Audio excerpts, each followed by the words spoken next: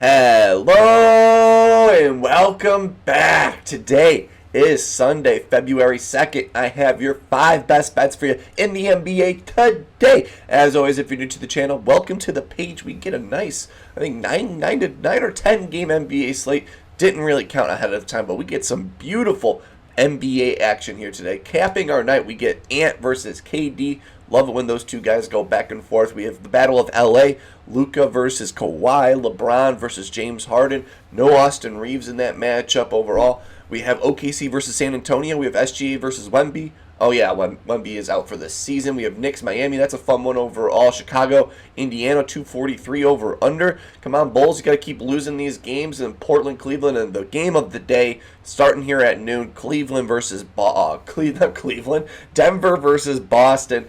Beautiful early game matchup here at noon. I cannot wait for this NBA action. Hopefully you can either. Let me know down below what's your favorite play in the NBA today. Got some fun ones. Before we jump into today's plays, we got to recap yesterday's action and yesterday in the NBA.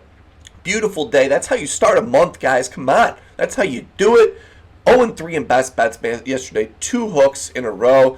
Tyrese Maxey hand up. Horrible play. Didn't realize he was dealing with a hand injury going into it. I saw the 32 shots, him getting the over last game, and then I went blind. No Embiid. Looked at all the stats. No Embiid. Just had a great game. Had a great matchup. Just fell flat on his face. So the Tyrese Maxey one, hey, that was just a missight with the injury. But the other 2 were just hooks. I wouldn't really say Dame, if I'm being honest, was a hook. He had 2 assists going into like the final 5 minutes of the fourth quarter. And then just how like anything goes, he's assist.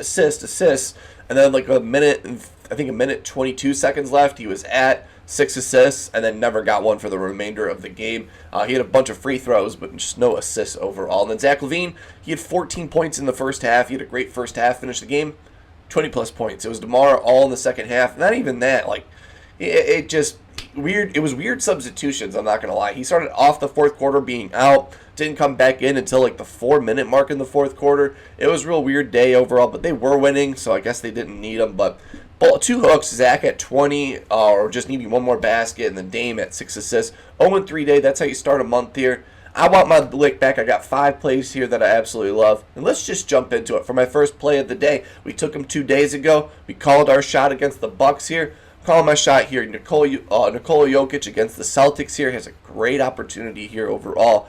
They're going to need him for this matchup here overall. So give me Nikola Jokic to go over 26.5 points coming in at -120 on DraftKings. He's gotten this over 4 for his last 4 against the Celtics team. He has balled out against Boston. Last 4 games, 29, 30, 34, and 32 plus points here. He has dominated this matchup every single time. And they're without Kristaps Porzingis, so the front court is even more hurt, less height. So I think Nikola Jokic versus Al Horford is even better favorable matchup because he doesn't have anyone that's going to like swat him down. I don't think there's anyone on this team that I'm really like that nervous about in the front court overall for Jokic, and he's been balling out. He's only gotten this over 2 for his last 5, but in these 3 of those games, 2 of those games were complete blowouts. The game against Detroit last night, the other night, he just fell short overall, but he has a 65% hit rate on the season, averaging 29.1 points per game overall. Last 10 games, solid volume, 17 field goal attempts per game. Love that overall. 71% hit rate versus the Eastern Conference, averaging 29.5 points per game. So out when he plays Eastern Conference team, they haven't seen him that often. He gets the over majority of the time. KP, Kristaps Porzingis, is questionable in this matchup, so I think Jokic could even eat more. Like I said, 4 for his last 2 seasons, 29, 30, 34, and 32 plus points. I have him projected at 28 plus points in this matchup here, so I think it's a great spot for Nikola Jokic to bounce back after that. And they'll need him here today. This game's going to be a lot of fun. I think Jokic will be aggressive here on prime time, so give me Jokic to go over 26.5 points on DraftKings. And staying within the same game for my second play of the day, this rebound number seems a little too low for Tatum, without Porzingis in this matchup. 237 over under, close spread overall. I think Jason Tatum can grab us 8 plus boards. So give me Jason Tatum to go over 7.5 rebounds coming in at -135 on DraftKings. He has a great spot here. Denver, these last 15 games, allowed the 8th most rebounds to the power forward position. Denver, these last 7 games, allow the 3rd most rebounds to the power forward position. So Tatum, he has a great spot here overall where he's been balling. He's gotten this over 3 for his last 5 games, averaging 9.8 rebounds per game. The rebounds are going back to his side. I know it had a few games skid there for a while, but it's back to his side overall. 65% hit rate on the season, averaging 8.8 rebounds per game. 78% hit rate at home this season, averaging 9.4 rebounds per game. With his last 3 at home, him getting 14, 10, and 16 rebounds in those last 3. So great opportunity here and a great matchup overall. Averaging 12 rebound chances per game this season, so great opportunity. And Denver has given up some big rebound matchups these last few games. They just gave up 19 boards to Giannis Antetokounmpo. They gave up 9 to Pascal Siakam. LeBron, 9. Miles Bridges, 13. And Paolo Banchero just had 8. I have him projected at 9 rebounds in this game overall. Could even flirt with a double-double here, but I'm happily just taking the 7.5 rebounds here overall. I did see FanDuel has this at minus 160. So you have a great opportunity of a price here overall on DraftKings where it's minus 135. You have to go under the alt line. I know the DraftKings does like that weird first line where they just give you like the alt, but you have to go over to the over-under. That's one more under. That's 7.5 there. I think it's a great spot here. 237 over-under. Last 15 games, 8th most rebounds. Last 7 games, 3rd most rebounds. I think JT can grab some boards for us. So give me Jason Tatum. Without Kristaps Porzingis, they'll need him down low to guard Jokic. As Jokic gets all of his baskets for us, Tatum will grab the boards from all the other misses. So give me Jason Tatum to go over 7.5 rebounds. And jumping into the next early game here, Portland versus Cleveland. And one man is not playing, no Donovan Mitchell in this matchup here, so this leads the way, clears the pathway for Evan Mobley here to ball out against Portland. I think he has a great spot here overall. This bet's going to be on ESPNBET, so give me Evan Mobley to go over 21.5 points assists, coming in minus 110. On ESPNBET, I think we have a great spot here. Portland, these last 7 games, allow the 7th most assists to the power forward position. And without Donovan Mitchell playing this season, and Evan Mobley averages 4.3 assists per game. With the last 2 games he just played this season, he had 6 assists and 7 assists in those 2. So great opportunity here overall with the Portland Trailblazers team allowing the 7th most assists to the power forward position. So he has a great spot here overall. And power forwards have been having some big games against the Trailblazers. Jalen Wilson just had 10. LeBron just had 44 on them. Naz Reid, 25. And then Keegan Murray just had 14 on them. So some consistency overall. The last 5 games without Donovan Mitchell in the lineup, Evan Mobley's gotten the over 5 for his last 5, getting 22, 27, 23, 27, and then 37 points assists in his last 5 games without Donovan Mitchell. He's gotten us over 2 for his last 2 against the Trailblazers last season, averaging 23.5 points assists per game. So great history of getting the over the last 2. Without Donovan Mitchell, he's been even better, 5 for his last 5. He's gone over 4 for his last 5 home games overall, averaging 25.2 points assists per game versus the Western Conference, 63% hit rate overall. Love that. No Donovan Mitchell. Great history of getting the over at home. Over under 235. They're going to be killing them, and it's because Evan Mobley's going to ball out. And the assist number's there. So even if he doesn't get to like that 17 or 18-point mark that his over-under is at, I think the assists here will make it up for it big time, with Portland allowing the 7th most assists to the power forward position, averaging 4.3 per game without Donovan Mitchell. I've projected at 24 points assists in this matchup, so we have a great spot here overall. So give me Evan Mobley to go over 21.5 points assists on ESPNBET. And then for my 4th play, I'll always have a Chicago Bulls play. It's my little kryptonite. It's probably one of my... Not recently, we've been taking the Giddler over the last few games, so it's not recently been a kryptonite, but hey, I always have a Bulls play. I'm going to be watching or always keep tabs on it, so might as well always have a play overall. And I'm going to continue to ride the hot hand. I know Josh Giddey has gotten 3 or 4 straight overs for us here. I'm taking off the points here. I think they're going to lock them down here on points. Indiana's pretty good at defending the point guard overall, but hey, rebounds, assists here still have a great opportunity here, and Indy has struggled against the point guard position in that category. So give me Josh Giddey to go over 16.5 rebounds, assists, coming in at minus 114 on FanDuel. Indy allows the most. That was a lisp and a half. Indy allows the most assists to the point guard position these last 15 games. Indy, allows the third most assists to the point guard these last 7 games here. And the 2 games they played earlier this season, Josh Giddey had 11 and 10 rebounds, assists, so way under, but in those 2 games, he only played 24 and 21 minutes in those 2 games. These last 5 games, Josh Giddey's been playing 35 plus minutes overall, so I think he could have easily hit his over the last 2 games if he played that 30 plus minute mark. That's a whole 14 more minutes out there for more opportunity, where the last game he just had 5 rebounds, 5 assists. I think the opportunity there is overall, especially with Indiana allowing the most assists to the point guard position these last 15 games overall. And Giddey's been on fire, 5 for his last 5, averaging 20 rebounds, assists per game overall. And Indy's been getting killed by the point guard position overall. Davion Mitchell just had 11, hitting his over. James Harden, 18. Austin Reeves,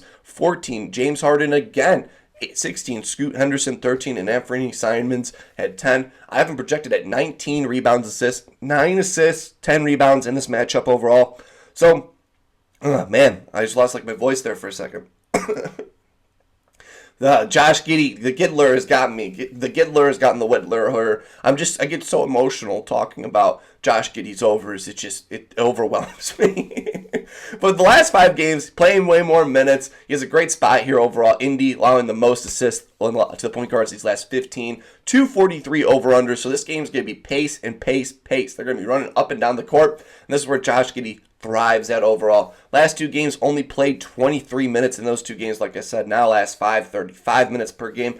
Great opportunity, averaging 10 potential assists per game, averaging 10 rebound chances per game this season. So has plenty of opportunity to get past that 17 rebounds assist number that we need. I think this number on FanDuel has jumped down a little bit versus other books here, and I think we're going to take advantage of the opportunity here overall. 5 for his last 5. Let's make it 6 for his last 6 post All-Star break. Give me Josh Giddey to go over 16.5 rebounds, assists. And then for my 5th and final play of the day, going to be in this Lakers-Clippers matchup here. No Austin Reeves, no problem.